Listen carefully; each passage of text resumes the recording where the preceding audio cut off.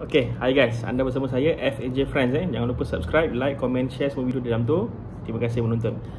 Okay, hari ni kita ada benda nak cakap sikit lah. Okay, sebab kita sebelum ni kita ada buat video pasal barang kalau kena tahan custom, macam mana proses apa semua kan. Okay, semenjak baru-baru ni pasal isu yang apanya RM500, sebarang barang import RM500 ke bawah akan dikenakan charge 10%. Okay, so actually ada lah beberapa orang, ramai juga yang tanya kita apa pandangan kita dengan benda tu.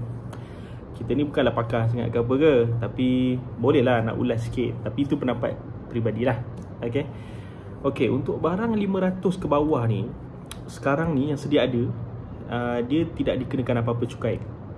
Okay, tapi dikatakan bermula 1 Januari 2023 akan dikenakan cukai, dipanggil cukai jualan sebanyak 10%. 10% daripada harga barang tu lah, parcel. Okey, saya cuba terangkan benda tu macam mana. RM500 tu, jangan salah faham. RM500 tu termasuk shipping. Nanti korang jangan ingat, oh harga barang ni baru RM450, patutnya tak kena cukai. Itu silap. Dia RM500 tu termasuk shipping. Itu kalau yang sekarang ni macam tu. Tak tahu nanti dia akan implement yang baru, kita tak tahu detail dia macam mana. Tapi kalau diikut yang sekarang ni, ya, harga barang dan harga shipping. Kalau melebihi 500, dia akan dikenakan cukai import duty tax. Cukai barang tu, apa barang material apa semua. Sekarang ni kalau bawah 500 akan dikenakan 10%, iaitu cukai jualan sahaja. Dia pukul rata lah semua 10%. Kalau kena yang atas 500 punya cukai, itu lagi sakit lah. 10% dengan lagi cukai barang tu sendiri, jenis barang. Contoh barang yang kita biasa buat, kita biasa bawa masuk adalah spare part motor. Spare part motor 25%. So 25% tambah 10%, 35%. Spare part kereta 35%. So tambah lagi 10%, 45%. Itu yang sekarang. Itu kalau atas 500. Lepas ni bila bawah 500 akan dikenakan 10%. Okay, so bermakna harga barang termasuk harga shipping mesti bawah 500 akan dikenakan 10% cukai jualan.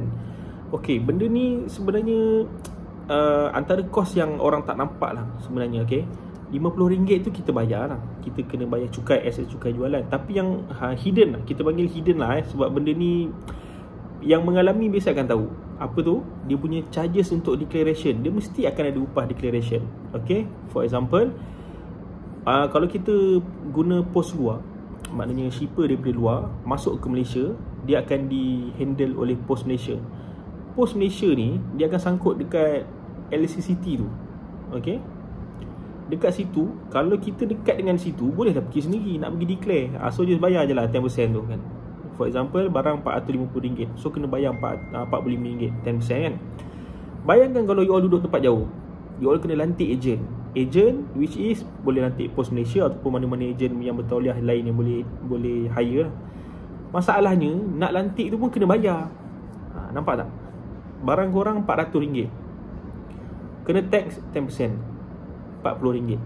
Nak kena bayar lagi tu agent. Bayar agent untuk pergi declare benda tu. Berapa jadi? Biasanya akan ambil paling kurang RM50. RM50 tak termasuk SST. Dia akan ada plus-plus lah charges dia. So 50 lebih. So bayangkan harga barang kena tambah pula lagi dengan charge tu. Kalau kata pakai FedEx, DHL yang common lah, yang paling nama besar kat sini, biasanya kalau dia declare, dia akan memang kena charge punya. Dia kena charge kira macam fee charges dia lah untuk dia pergi declarekan barang tu. So macam sekarang ni, kalau bawah 500, sebab tak kena sebarang cukai, jadinya dia tak boleh charge sebarang fee untuk declaration. Bila implement ni nanti, saya khuatiri akan dikenakan juga charge nanti. So bermakna sekarang ni korang standby je lah. Barang kalau masuk dalam RM400 masuk sini, korang standby je lah 100. RM50, 10% tax, lagi RM50 untuk bayar agent untuk bagi buat declaration. Okay, itu satu hal. Okay, lepas tu pula sekarang ni currency pun, currency kita pun kejap turun kejap naik, dan mostlynya akan naik tinggi lah. Maknanya duit kita ni jadi kecil. Kat luar kita beli barang tu baru 100, tapi sebenarnya 100 euro. Bila convert sini dah jadi dekat dah 500, hampir RM500. RM500 apa je barang boleh beli kalau termasuk shipping? Contoh, kalau shipping barang daripada Europe, shipping saja 200 contoh. Maknanya barang yang korang boleh beli hanya harga RM300 saja, 300 dan ke bawah. Nampak tak? So tak tahulah, kalau kata dia nak buat juga 10% ni, kalau kata dia boleh tak kirakan shipping tu then mungkin okey lah kot. Maknanya betul-betul harga barang semata-mata. Barang semata-mata bawah 500, dan dia akan cukai harga barang saja. Tapi kalau kata dia memang ikut shipping macam tu, sakit lah korang. Bawah 500 pun kena, memang tak boleh buat apa. Barang dapat apa dah sangat dengan cost shipping. Sebab dia kira, ingat dia kira sekali dengan cost shipping, harga barang parcel tu dan shipping. So dia akan jadi berkali-kali susah lah. Barang dapat sikit, termasuk shipping, kena tax, lagi kena bayar agent untuk declaration. Okey, itu perkara yang kedua. Yang ketiga yang kita risaukan juga ni ialah barang bila dah kena tahan untuk proses declaration apa benda semua, memang akan lebih ambil masa. Sekarang ni barang tu masuk, dia check apa semua, okey, boleh release custom release, terus boleh keluar barang untuk hantar kepada kita. Bila kata diimplementkan nanti bawah 500 ni akan ada cukai, dia akan kena ada proses okey, barang sampai, custom akan tahan dan agent akan masuk untuk declare benda tu. Dia ada documentation dia lah, documentation dia apa semua, dia akan declare benda tu apa semua, dan akan ada proses. Lepas tu proses pembayaran pula macam mana?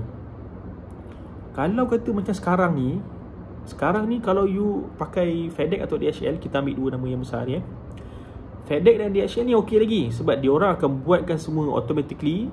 Bila dia hantar barang kat kita, dia terus bagi tahu, okey, ini barang ni kena cukai berapa harga, and then kita ada charges untuk upah declare berapa harga. Dia dah terus, kita terus bayar je dekat dia. Itu mungkin cepat sikit masa dia. Tapi kalau kata Pos Malaysia dia masih maintain cara kaedah yang sama ni, memang masalah sikit lah. Kena lantik ambil masa, nak declare ambil masa, nak release ambil masa, nak sampai ke rumah pun lagi ambil masa. Elok daripada barang tu tunggu shipping seminggu 2 minggu, silap-silap dah landing sini, tunggu lagi 2 minggu ke seminggu ke 2 minggu untuk sampai ke kita. Sebab nak kena pergi declare, lepas tu nak kena bayar, nak kena apa semua, jadi lebih menyusahkan lah sebenarnya.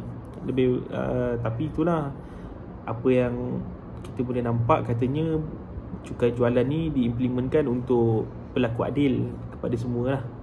Tapi barang 500, bukan harga barang semata-mata 500 pun sekarang ni.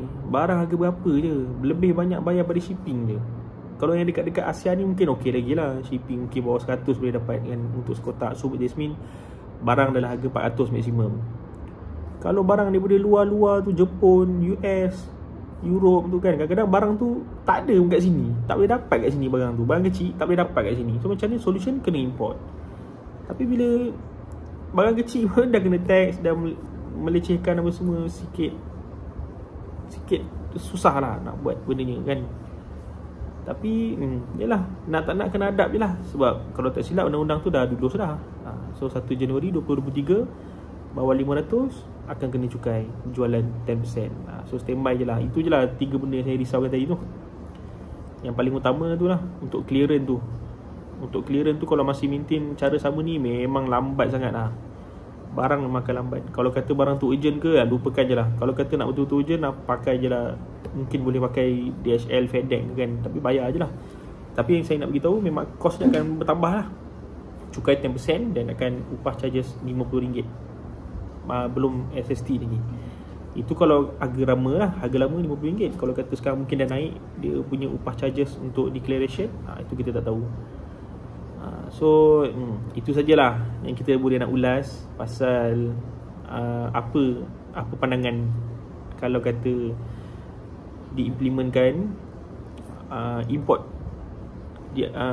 barang import bernilai RM500 ke bawah dikenakan cukai jualan 10%. Apa consequences dia, macam mana. So itulah dia tadi. Okay, itu saja untuk kali ini. Terima kasih menonton.